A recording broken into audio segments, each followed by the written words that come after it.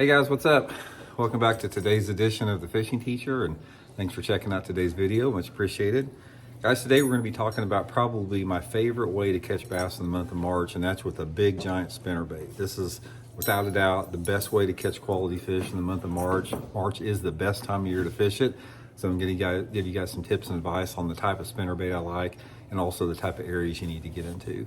Also guys, just a quick invitation, anyone out there that's interested in subscribing to the channel, you hadn't done so, that'd be a big help there.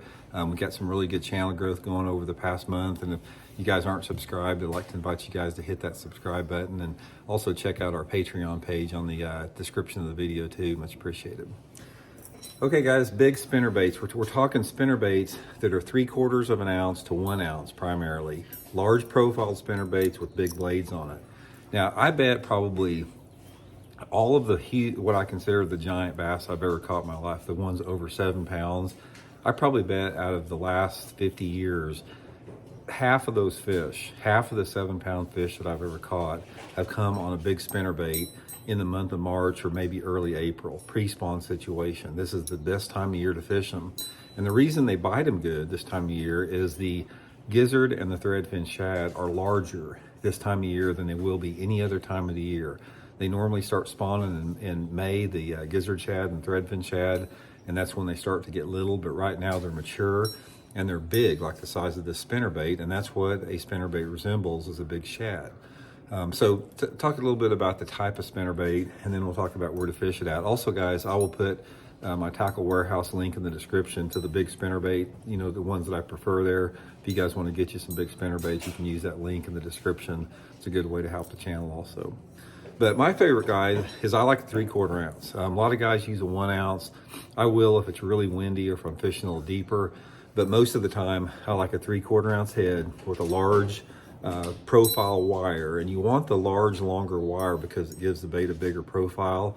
And my favorite setup is a number 6 willow leaf blade gold with about a number 4 round Colorado in front of it. I like the orange or the red if the water's off colored, but normal conditions like water visibility around 3 feet, I'll use a gold. But I don't like the tandem willows. I like the Colorado with the big willow.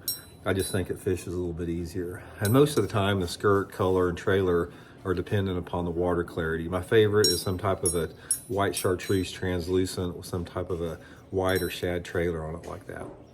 Now, the type of places you need to fish it in, a lot of it is relative to the type of lake that you're fishing. For the most part, in typical man-made impoundments, the places you want to fish a big spinnerbait are some type of channel swing banks that have some type of cover on it. Doesn't have to have cover on it. You can just slow roll it down a rocky bank, but I prefer to have some type of lay down trees, stumps, all that type of stuff. And I'll be back right in a second, guys. That sage is outside. I gotta go get her. I'll be right back. Okay guys, we're back. Now let's get back into the areas to slow roll the spinnerbait on. Now first of all, it is a slow rolling technique, and if you're not really familiar with what slow rolling is, it's basically throwing your lure out there and trying to count it down the angle of the bank, fishing it just off the bottom. So say for example, you throw it to a bank that's got a 45-degree angle slope to it. You throw it out there, let it sink a little bit.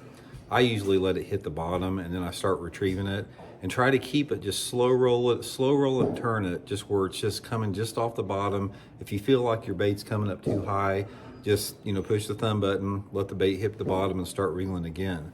But the slow rolling technique with the big spinnerbait is going to work best when your lure is just, you know, a foot or so off the bottom for the most part. Couple different things as far as, you know, areas in correlation with the conditions you're fishing. Water temperature and water clarity also has a big role in it.